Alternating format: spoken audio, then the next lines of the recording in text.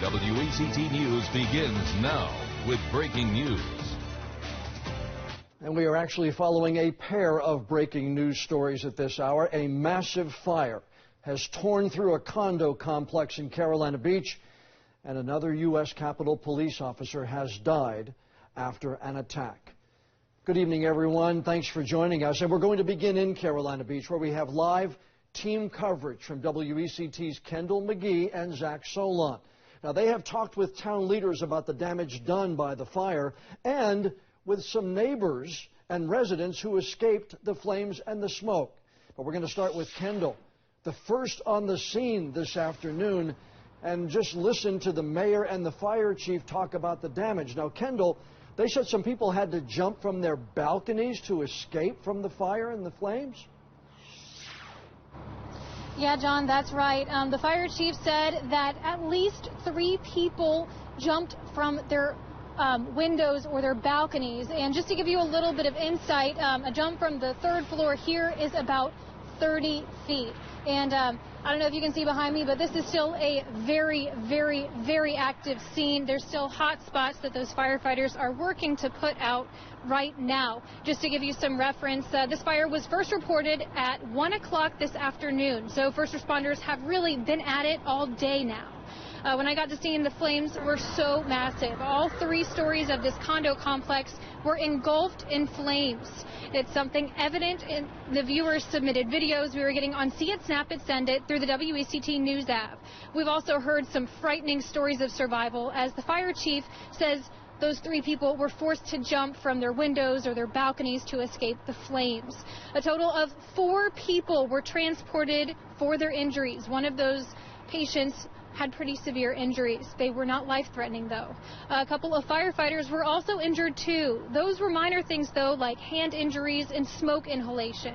Now, it's too early to know what sparked the fire, but there are several agencies working to understand what happened here, including the Carolina Beach Police Department and the State Bureau of Investigation.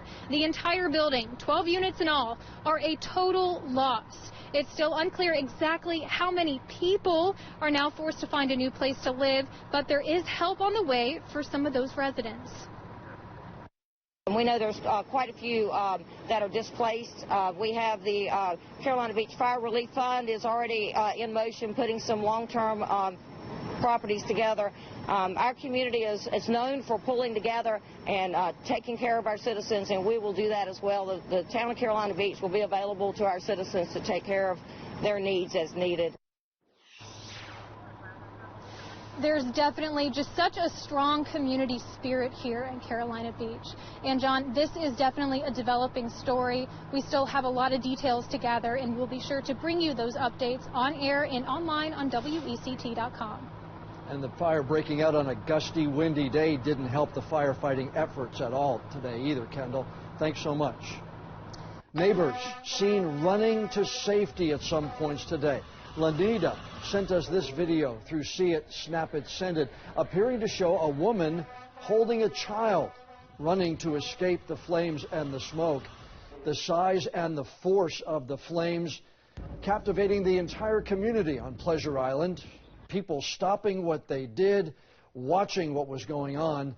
Faith Hart and Cassie Haig sent us these pictures and video from the shopping center not far from where that fire broke out. And our team coverage continuing now with WECT's Zach Solon. Now, Zach, you talked with some of the residents of the complex and some neighbors. What did they have to say to you? Well, John, as crews continue to survey the scene here, behind the caution tape with us here are some residents and neighbors who came to the scene, some who had to come out of their houses after being told to evacuate from the fire crews, or some who lived down the street who came down to check out the scene after seeing the smoke and the flames and hearing what they describe as an explosion. Neighbors who live nearby that I spoke with are clearly shaken by what they've seen here today. This building destroyed, as we know, and at least 4 people injured. As these people watched firefighters battle the flames, some stepped in to help. The Red Cross is on hand here, speaking with families who have lost everything, their worlds turned upside down. Many of those still watching on here described to us the scene when they arrived here as shocking.